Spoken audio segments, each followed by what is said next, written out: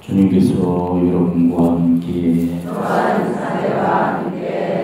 루카가 전한 거룩한 복음입니다. 주님 영광 받으소서.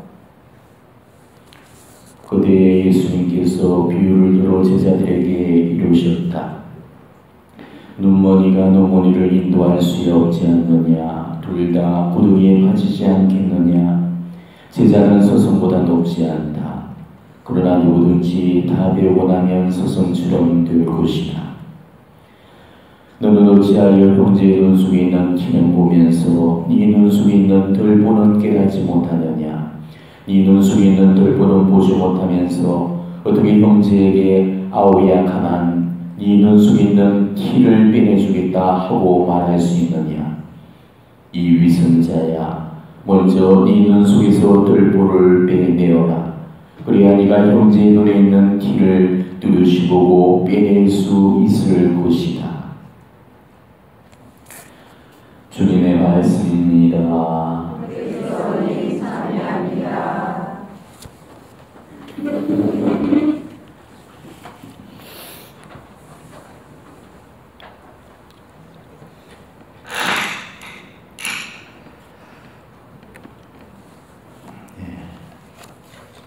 티와 덜보에 관한 비유 말씀입니다.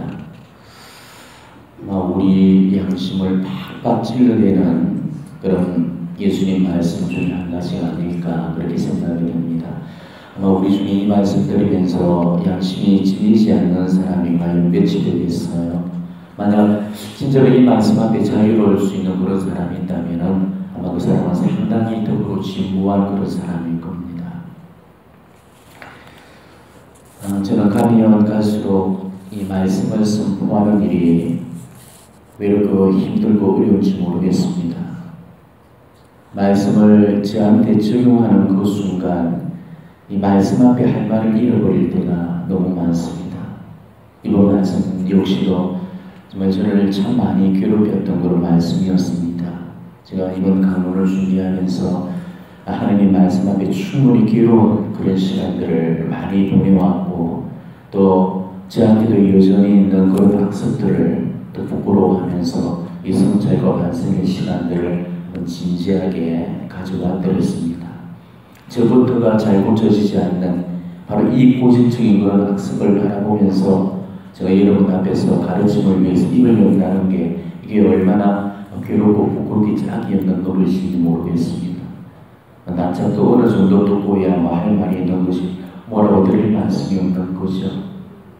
말씀에 선포자고 또 재단의 봉사자로서 어쩔 수 없이 선포할 수밖에 없는 그런 제 괴로움을 하시고 너나 잘해라는 그런 요구는 제발 안 해주셨으면 좋겠습니다. 그래서 해라는 가르침이 아니고 함께 해보자는 그런 공고니까 여러분이나 저나 오늘 이 말씀을 통해서 함께 노력을 해봤으면 좋겠습니다. 우리 예수님은 비유의 달인이시기도 하셨지만은 사실 우리가 예수님의 비유 말씀들을 가만히 보면은 굉장히 과장이 심하시죠. 그래서 예수님은 과장법의 달인이시기도 하십니다. 워낙 그게 많으니까 한두 개만 우리가 샘플로 보면 부자가 하나님 나라에 들어가는 것보다는 낙타가 바늘 구멍으로 빠져나가는 것이 더 쉽다 이렇게 이야기하시죠. 또 너희 그 바리새인들을 향해서 너희는 작은 벌레들은 끌려내면서도 낙타는 그냥 삼키는 자들이다. 또 너희가 믿음을 가지고 의심하지 않았다면 이 산더러 저 들려가지고 저 바다에 빠져라. 그래도 그대로 이루어질 거다. 이렇게 이야기하시잖아요. 오늘 이 비유 말씀 역시도 사실 우리가 가만히 듣고 보면은 이거는 일시당초 말이 되지 않는 이야기죠. 자, 덜보란 거는 뭡니까? 목수가 그 집을 이렇게 지을 때 세우는 아주 굵고 큰 나무 둥지를 일컬어서 덜보라고 그러죠. 그리고 뒷걸이라는 거는 그 덜보에서 떨어져 나오는 아주 눈에 보일 동 말동한 그런 미세한 먼지를 일컫고 있습니다. 그러니까 이거는 도저히 비교가 될 수 없는 그런 차이잖아요. 거기다가 그런 무지막지한 덜보가 사람 눈 속으로 들어갈 수도 없는 거죠. 물론 뒷걸 정도의 눈 속에 들어갈 수 있지만 들보라는 그런 엄청난 게 어떻게 눈 속에 들어갈 수가 있겠습니까?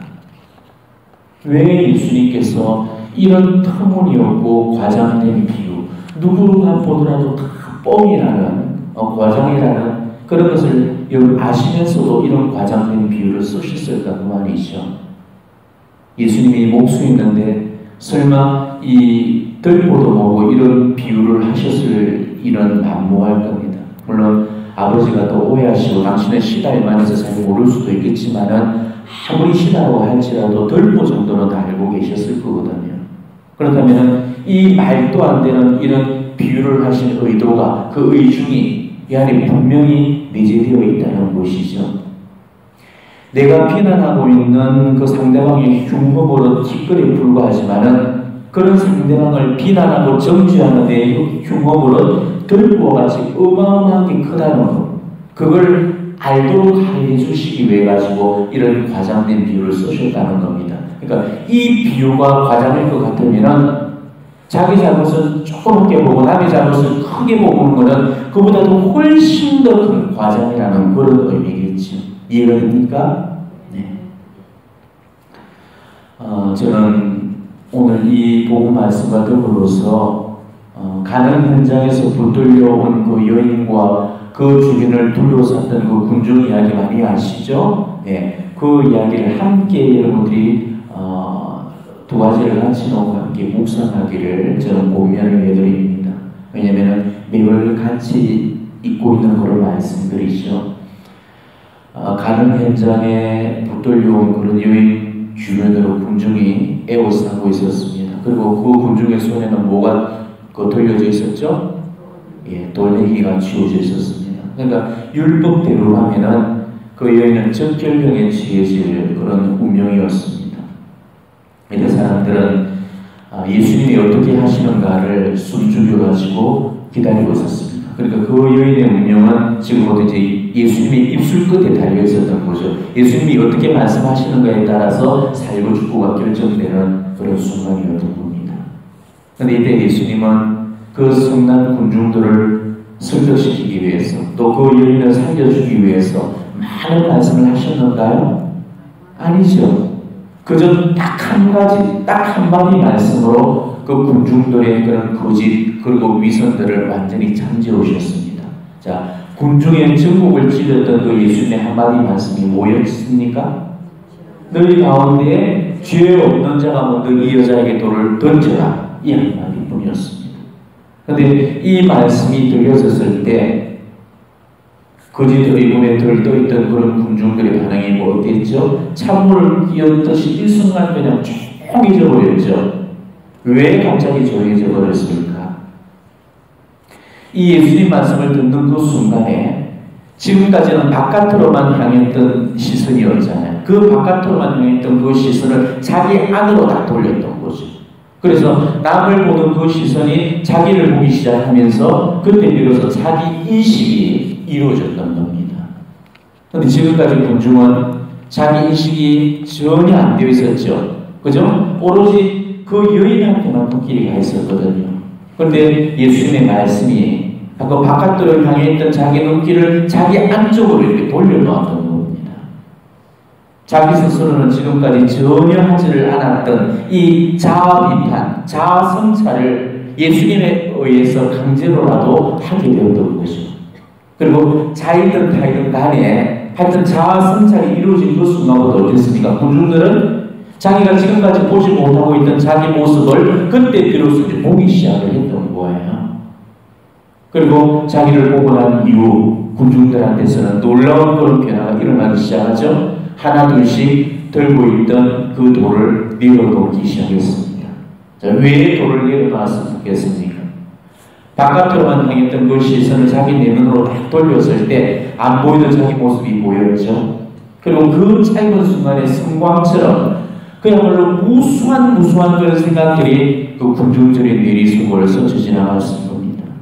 어떤 사람은 과거에 자기도 가늠했던 기억이 떠올라졌을 겁니다. 또 어떤 사람은 자기도 숨겨놓은 그런 여자가 있는 게 이렇게 힘겨워졌을 거예요.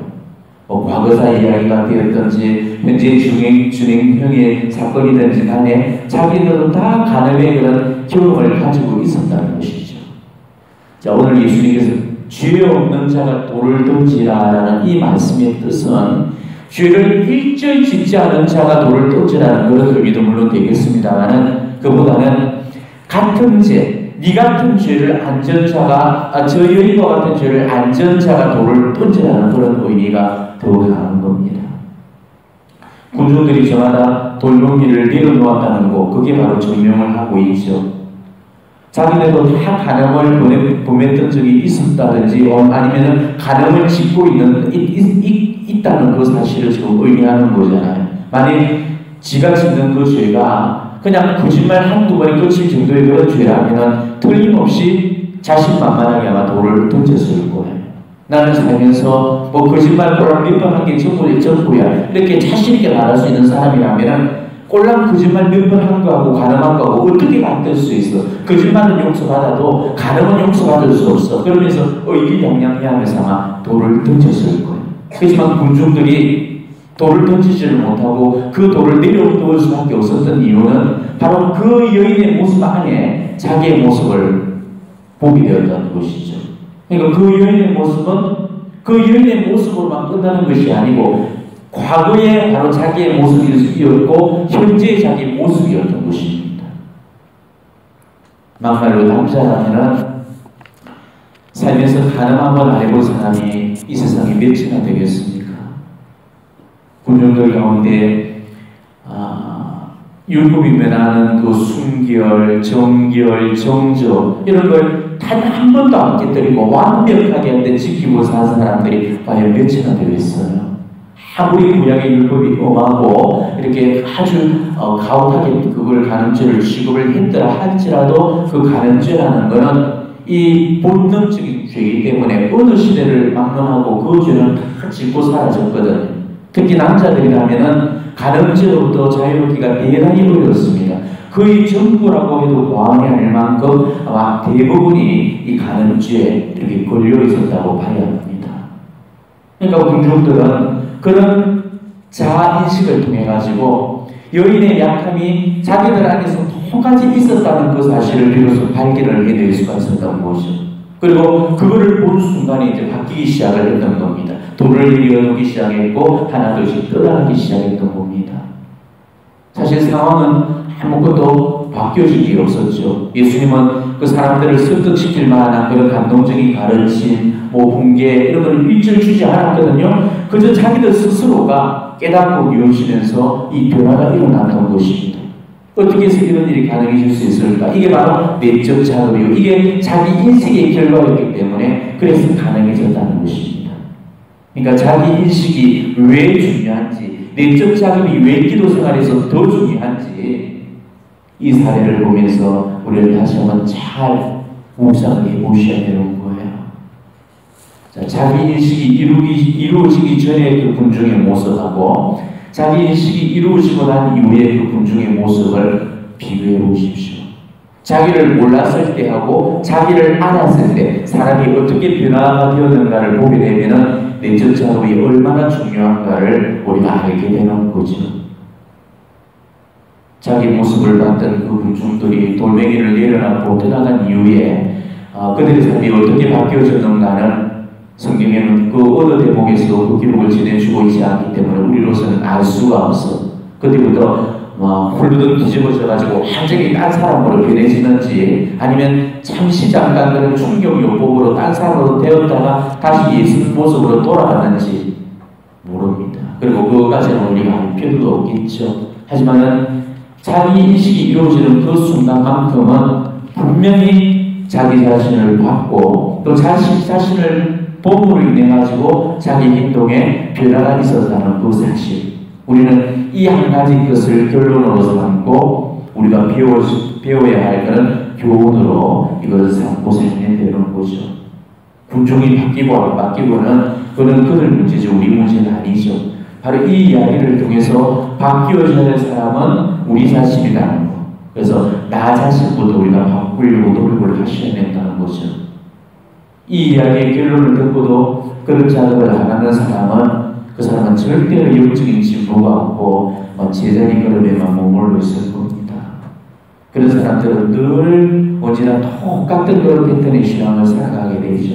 10년째 신앙을 살든 앞으로도 100년 더 신앙생활을 살든 간에 기도만 하고 사람이 안 바뀌는 사람, 남만 보고 자기를 볼 줄 모르는 그런 삶을 살아갈 수밖에 없는 겁니다. 이만큼 불행한 신앙생활이 어디가 있겠어요. 자기가 하면은 로맨스고 남이 하면 스캔들이라는 그런 말이 있습니다. 늘 남과 나를 다른 잣대로서 재고 있는 게 우리가 가지고 있는 아주 치명적이고 고질적인 그런 악습이잖아요. 남한테는 무자비의 잣대를 들이대고 또 자신한테는 관용의 잣대를 들이대게 되죠. 남이 짓는 죄는 악해서 짓는 죄고 자기가 짓는 죄는 약해서 짓는 죄라고 생각합니다. 어떻게 똑같은 그런 죄를 놓고 남한테는 그 약함으로 보이고 자신한테는 남한테는 악함으로 보이고 자신한테는 약함으로 보일 수가 있겠습니까? 그런데 우리는 늘 이런 이중잣대로서 남과 나를 제고한 자리 있죠. 남한테는 높은 도덕성을 요구하면서도 정작으로 자신을 형편하는 경우가 얼마나 많습니까? 가끔씩 신부님들이 여자 스캔들이 일어나는 그런 경우들이 발생하죠. 물론 여자가 진짜 있어가지고 생기는 경우도 있고요.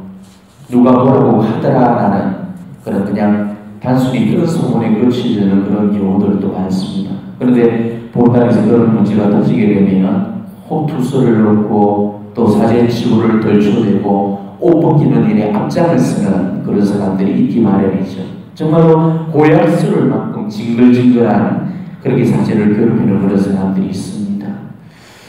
저는 그런 사건들이 터질 때마다 참 궁금한 점이 한 가지가 있어요. 그런 사람들이 과연 그 사제한테 돌을 던질 수 있는 그런 자격이 있을까라는 그런 의구심들이 제일 많이 들었습니다. 한 번도 지금까지 여자 문제에 대해서 어제 문제를 일으키지 않았고 성적으로 깨끗했다고 자부할 수 있는 그런 사람이라면은 그 사람은 그 사제한테 돌을 던지도 돼요. 그 사람은 적어도 가능지에서만큼은 결백하고 떳떳하니까 이 돌을 던질 자격이 있는 거죠. 하지만 남자는 대부분이 그러지를 못하거든요. 지금 내가 그 죄를 안 지었다고 해가지고 당당하고 나다고 말았으면 절대 안 되는 거죠. 젊은 시절에 정말 이 여자 저 여자하고 잠자고 또 군대에서 3년전에 몸풀로 다니고 또 젊은 시절에 아내 몰래 이렇게 바람을 피우고 그런 적이 단 한 번이라도 있는 사람 같으면 그 사람은 적어도 돌을 던질 자격이 없는 사람입니다. 그런 사람은 절대 돌을 던지면 안 되는 거잖아요. 그런데도 보면은 꼭 그런 사람들이 돌을 던진다는 거예요. 도덕적으로 판단하고 꼼짝을 듣는 사람이 돌을 던지는 경우는 거의 없습니다. 언제나 똥 묻은 개가 겨 묻은 개를 나무라는 법이거든요. 사람이 어떻게 이렇게 뻔뻔할 수 있을까 싶지만은 자기를 안 보게 되면 그렇게 되는 겁니다.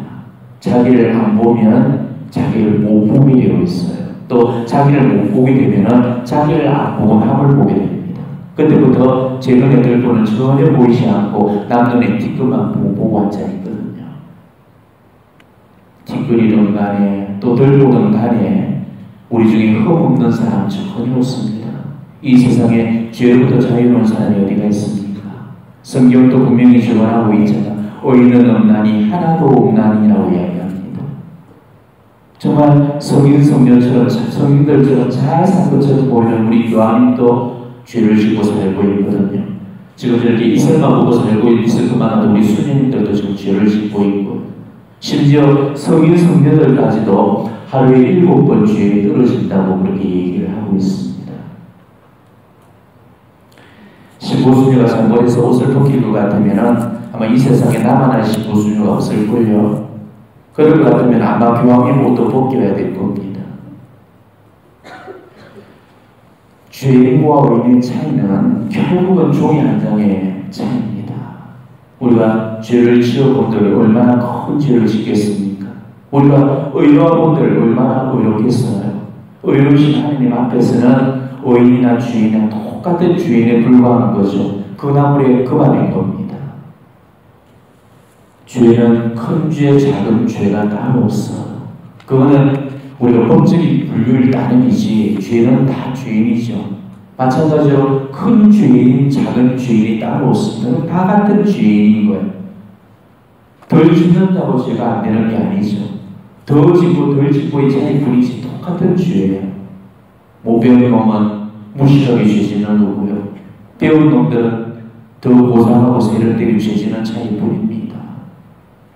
따라서 이 세상에 그 누구도 죄인이 아닌 사람이 없습니다. 뭐 감옥 안에 있어야만 꼭 죄인인가요? 감옥 속에는 들킨 죄인만 있는 거고 감옥 바깥에는 안 들킨 죄인들이 지금 살고 있는 것 차이뿐이죠. 내가 지금 감옥에 안 들어있다고 해가지고 죄인이 아니다 라고 말할 수 있는 그런 사람들이 우리 지금 몇이나 되겠습니까? 안 들켜서 그렇지 막 들킬 것 같았으면 우리도 다 지금 감옥에 들어가 앉아 있어야 될 겁니다. 우리는 지금 삶의 눈은 피하고 그래서 이승의 감옥은 피했지만은 아마 저승의 감옥까지는 피하지 못할 거예요. 왜? 불구 같은 눈동자로 바로 우리의 삶을 고발하시고 심판하시는 그분의 눈동자가 우리를 지켜보셨기 때문에 그래서 우리는 죽어서 대부분 이 요동으로 보내셔야 될 겁니다. 자, 요동의 옥이라는 감옥을 말하죠. 그 감옥은 죄를 지은 사람이 가는 곳이잖아요. 내가 요동에 간다는 것은 곧 내가 죄인이라는 의미예요. 그런데도 내가 지금 감옥에 안 가 있다고 해서 죄인이 아니라고 이렇게 말하는 그거는 뻔뻔한 거죠. 단지 사람들한테만 안 들켜서 지금 감옥에 안 가 있는 것 뿐이지 언젠가는 하느님한테 들켜가지고 감옥으로 보내셔야 될 운명에 처해 있는 존재들이 바로 우리들이라는 겁니다. 이렇게 너도 죄인이고 알고 보면 나도 죄인이다라는 이런 동료 죄인이라는 그런 의식 속에서 그때 비로소 이제 남의 흉물이 덮어지는 거고 남의 죄도 용서가 되어질 수가 있는 거죠. 오늘 군중들도 바로 그랬죠. 그렇게 무자비롭던 그런 군중들이 바로 그 여인의 죄만 봤을 때는 무자비하게 이럴 데가 없었잖아요. 그렇지만 그 여인의 죄 속에 깃들이면 자기 죄를 그 안에서 바라보는 순간에 어땠습니까? 남편의 뒤끝만 보였다가 자기 눈 속에 그때 비로소 들보가 보이기 시작했던 거죠. 자기들도 똑같은 죄를 짓고 살고 있는 그런 동료 주인이라는 그런 의식을 가지고 그래서 비로소 그 돌멩이를 내려놓고 하나둘씩 그 자리를 떠나갈 수가 있었거든요. 그렇지만은 그거는 아무나 깨달을 수 있는 게 아니죠. 처절한 자기 내면의 작업을 한 사람한테만 허락되어지는 일입니다. 자기 성찰이 얼마나 중요한지, 자기 인식, 자기 내적 작업이 얼마나 중요한지 저는 요즘 강론을 통해서 이 내적 작업의 중요성을 여러분에게 계속 강조해 오고 있다는 거 아시죠? 네, 앞주에도 이야기를 드렸고요. 이 기도 생활이라는 것은 내적 작업의 연속이다라고 이야기해도 과언이 아닙니다. 내적 작업이 안 된다? 그 기도 생활은 엉터리예요. 보십시오. 하물며 그 군중도 그 잠시 잠깐의 내적 작업으로도 그만큼 바뀌어졌다면 그토록 우리가 오랫동안 기도 생활을 한다는 우리가 이 내적 작업 없이 산다는 건 그건 어불성설이잖아. 가는 현장을 떠난 군중들의 그 이야기에서 가장 클라이맥스가 되는 부분이 어딘 줄 압니까? 나이 많은 자들로부터 시작해서 하나씩 하나씩 떠나갔다. 이 부분이에요. 늙은 순서대로 떠나갔다는 거 이거 기가 막힌 표현 아닙니까?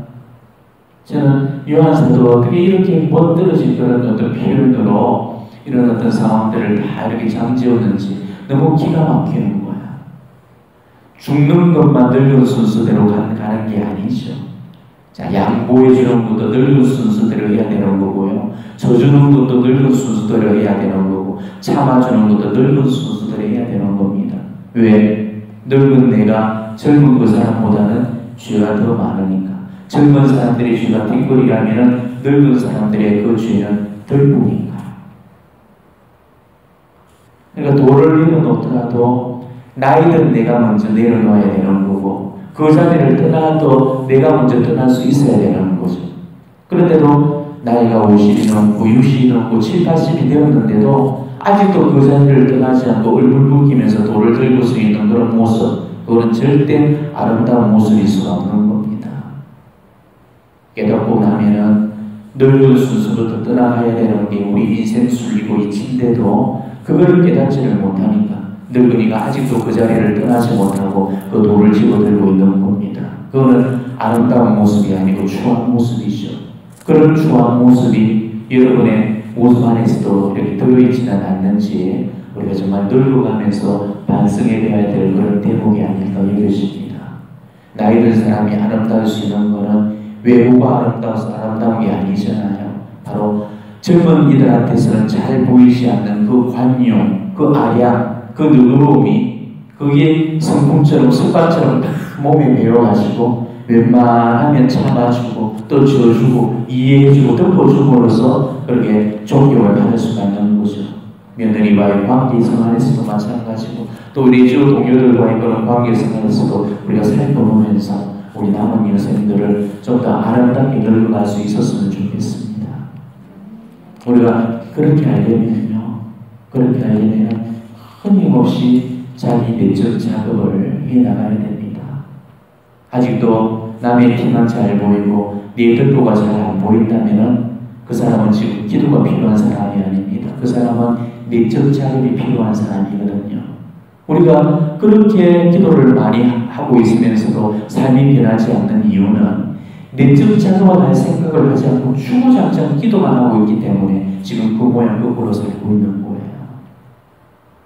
우리가 남을 비판하고 남을 험담하는 그런 악습, 누구한테나 다 있는 이 고질적인 이 악습을 우리가 끊지 못하고 있는 이유는 자기 죄에 대한 그런 진지한 성찰, 심각한 반성이 없기 때문에 그래서 그런 겁니다. 내적 작업이 없으니까 자기를 볼 그런 성찰의 기회가 없는 거죠. 그러면 늘 남만 바라보면서 책임만 하고 비난하고 험담하고 정죄하면서 혈거떨어 죄를 끊임없이 반복해서 짓게 되는 것이죠. 고해에서 성사를 보고 완전히 했던 또 한번 여러분 가만히 한번 보십시오. 늘 똑같은 죄, 습관적인 고질적인 그런 죄를 계속해서 아마 보고 있을 겁니다. 항상 짓게 되는 그 죄를 또 짓고 또 짓고 마치 다람쥐 그 세탁기 돌듯이 늘 같은 죄만 고백을 하고 있을 겁니다. 고해에서는 죄를 빨아주는 통돌이 세탁기가 아니에요. 그런데도 이 고해소를 세탁소로 여기고 사는 그런 분들이 너무 많습니다. 고해소에 들어가서 죄만 빨고 나오는 거죠. 죄를 지게 되면 고해소에서 또 들어가가지고 한번 빨고 나오면 깨끗이 표백되어 나오거든요. 우리가 지금 이런 식의 그런 성사를 보고 앉아있기 때문에 늘 고질적이고 습관적인 그런 죄와 악습으로부터 벗어나지를 못하는 겁니다. 고해 성사를 볼 때 죄와 악습을 끊는 것을 목적으로 삼고 여러분이 고해 성사를 보셔야 됩니다. 그 때문에 사제가 여러분들에게 열심히 훈기를 주는 거잖아요.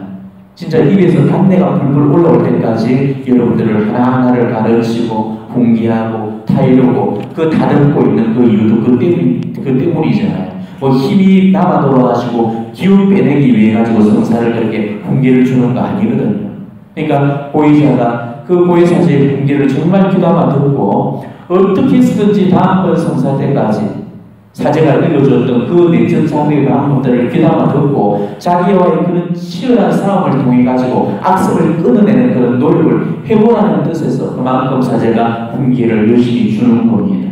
그러다가 그렇게 살아왔는데도 또다시 걸려 넘어져 가지고 그러면 또 성사를 보고 또다시 시작을 해보고 그러다가 조금씩 그 악습으로부터 서서히 벗어나게 되는 거죠. 이게 성사생활이에요. 그러니까 기도생활이든 성사생활이든 신앙생활이든 자기 내면화 작업, 자기 인식, 자기 내적 작업이 이루어지지 않는다면 그 신앙생활은 다 엉터리가 되는 거죠. 그런데도 우리가 이 고해성사만 보더라도 자, 고해성사의 5가지 요건이 뭐죠? 고해성사가 이루어지기 위해서 고해성사가 성사로서 이루어지기 위한 5가지 요건이 있죠. 이 5가지 요건이 다 충족이 되었을 때 비로소 고해성사가 이루어지는 겁니다. 제일 먼저 해야 될 작업이 뭐예요? 성찰. 성찰이 되었으면 통회, 회개를 해야 되죠. 회개가 되었으면 정계, 고쳐가지고 바르는 거, 결심을 세우는 거죠. 그 다음에 여러분들이 고일주에 들어와서 고백을 하는 겁니다. 그리고 나머지 사제들이 그 고백을 하고 나면 보석을 주잖아요. 이 5가지 요건이 다 생략이 돼요. 그런데 성찰이 제일 처음으로 있어야 돼. 그 첫 번째 그 관문이 성찰이 생략되어지는 경우가 얼마나 많습니까? 성찰을 생각으로 대체해버리죠. 그렇지만 성찰과 생각은 엄연히 다른 거죠. 자, 생각이라는 것은 머리로만 기억해내는 거예요. 성찰이라는 것은 성찰하면 앞에 뭐가 붙죠? 양심이란 말이 붙죠. 그래서 우리는 양심 성찰이라고 그러잖아요. 양심 속에다가 자신의 사원 행위를 그 안에 다 넣었다가 꺼내보는 거. 이게 성찰이에요. 이게 내적 자극이라는 거죠.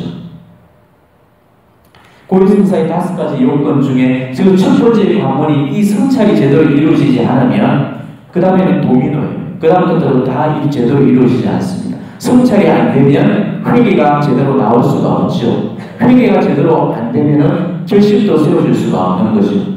그러니까 성찰이 안 되면 회개도 안 되는 거고 정죄도 안 되는 겁니다. 그러니까 지금 성찰 없이 생각만으로 성찰을 보기 때문에 그래서 우리가 보통이 대부분 다 모고의자일 경우가 허다히 많은 겁니다. 이런 사람들은 천년만년을 성사생활을 해도 영성생활이 제자리일 수밖에 없을 거고 죽을 때까지 내가 짓고 있는 그 고질적이고 습관적인 그런 죄를 끊임없이 반복하면서 살 수밖에 없을 겁니다. 우리는 정말 내적 작업, 자기인식의 그런 시간들을 많이 가지셔야 돼요. 자주 감실 앞으로 나오셔가지고 성체 앞에 성찬이 처음으로 살아계신 그 예수님의 현존의 빛을 받으면서 자신의 두려움, 또 어두움, 나약함, 부족함, 이 불완전함을 그 성체 대전 앞에서 그것을 바라볼 수 있어야 돼. 내가 얼마나 교만하고 이기적이고 욕심사납고 무자비한가를 바라보면서 반성하고 또 결심을 세우고 그걸 봉헌하고 그 봉헌한 걸 생활화하면서 자신의 삶을 바꾸고 노력하는 그런 진지한 노력들을 해야 됩니다. 그래야 우리의 악습이 옮겨지는 거고 그래야 우리의 인격도 바뀌는 거고 그래야 우리의 삶도 변화가 될 수 있는 거죠. 우리가 내적 작업을 하면서 제일 많이 놀라게 되는 일이 뭔지 압니까? 남눈에 있는 티끌만 보이다가 그때부터는 자기 눈 속에 들보가 보이기 시작한다는 것이죠. 예전에는 자기가 썩 괜찮은 그런 사람인 줄만 알아요. 근데 자기 인식을 하면서부터 자기가 얼마나 나쁜 인간인가를 그때부터 깨닫기 시작을 합니다. 나보다 악한 사람이 없고 나보다 나쁜 인간이 없다는 것을 알게 되는 거죠. 나보다 죄 많이 짓고 사는 인간이 없고 나보다 더 못되고 나보다 더 형편없는 인간이 없다는 거 그거를 깨닫게 되는 겁니다. 그래서 그 누구한테도 돌을 집어들 자격이 없는 인간이 자기 자신이라는 것을 그때 비로소 깨닫게 되는 겁니다. 이게 바로 내적 작업의 열매라는 것이죠. 이게 진짜 우리가 하는 기도의 열매인 거예요. 우리는 기도를 하더라도 이런 기도를 해야 되고 기도에 이런 열매를 맺을 수가 있는 거 있어야 되는 거죠. 내적 작업이 되어 있는 그런 기도가 아니고 내적 작업으로 충만해지는 그런 기도 그 기도만이 정말 하느님 대전 앞에 의미를 지니게 될 겁니다. 잠자리에 들기 전에 단 5분의 시간만이라도 여러분이 하루에 일과안에서 일어났던 모든 일에 대한 그런 양심 성찰을 하시면서 내적 작업의 시간들을 가지도록 하십시오. 이상 속에 자신의 그 양심 속에다 자신의 그런 삶을 넣어보면서 우리가 성찰을 해본다면 아마 우리 삶은 많은 것에서부터 변화가 일어나게 될 거고 지금보다도 훨씬 더 풍요로워지고 행복해질 수 있을 거예요. 하나님과의 관계성 안에서건 아니면 이웃과의 그런 관계성 안에서는 간에 우리가 아무리 사소한 잘못을 보면도 그날의 그 회개거리를 절대 다음날로 넘기지 마시고 항상 매일매일 회개하는 습관을 들이시고 그날의 회개는 그날 마무리를 짓도록 하셔야 돼요. 돈을 모아놓을 필요가 있지만은 죄를 모아둘 필요는 없잖아요. 심판을 생각하는 그런 사람들은 언제나 회개하기를 주저하지 않습니다. 왜? 자신한테 주어진 그 회개할 기회가 어쩌면 오늘이 마지막이 될 수도 있다는 것을 알기 때문에, 그래서 절대 회개의 기회를 미루지 않습니다. 잠들기 전에 오늘 하루에 내가 어떤 잘못을 했나부터 면밀하게 성찰하고 반성하는 그런 벌부터 드리십시오. 회개는 한날 한시에 나를 잡아서 하는 게 절대 아니죠. 평생을 매일같이 해야 되는 게 회개입니다. 그날의 작은 성찰들이 내일의 내 모습을 바꾸는 그런 진정한 회개의 열매가 될 수 있다는 거죠. 우리가 매일 그렇게 한다면은 아마 남을 비판하고 남을 험담하는 그런 악습들도 막 크게 줄여나갈 수가 있을 겁니다. 자기를 알게 되면은 남을 욕할 게 하나도 없거든요. 이웃의 바로 그 모습이 바로 내 모습이고, 내가 더 죄가 많다는 걸 알기 때문에 절대 이웃을 향해서 비난의 돌을 집어들지 않고 이웃의 약함 앞에 우리는 침묵을 지킬 줄을 알게 되는 것이죠.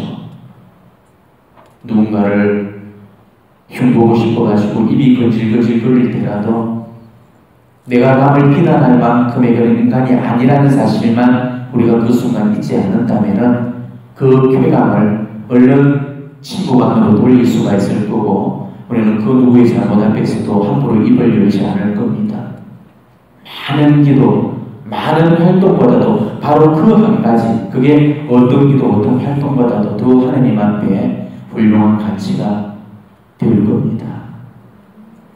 너는 어찌하여 형제의 눈 속에 있는 티를 보면서 네 눈 속에 있는 돌보는 깨닫지 못하느냐. 오늘 이 복음 말씀은 정말 우리 각자에게 지금 우리 삶을 자기 스스로 고발하는 그런 내용입니다.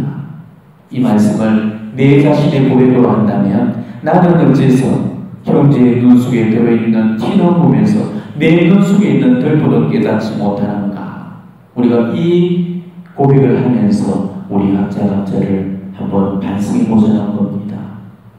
나한테는 늘 칭찬을 새기고 자랑질하면서도 왜 남한테는 늘 비난하고 오만뿐인지, 왜 우리는 이것밖에는 모자란지를 한번 반성해 봤으면 좋겠습니다. 잘못은 자신한테서 자꾸 공로는 남한테로 돌릴 수 있어야 되는데도 왜 우리는 그게 잘 안 되는지 반성해 봅시다.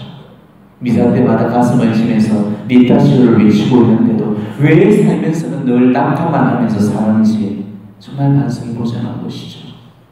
이 답답하고 이 암담한 내 현실 앞에 우리 각자가 머리 숙여서 깊이 반성해 보면서 성찰의 시간들을 한번 진지하게 가져보셨으면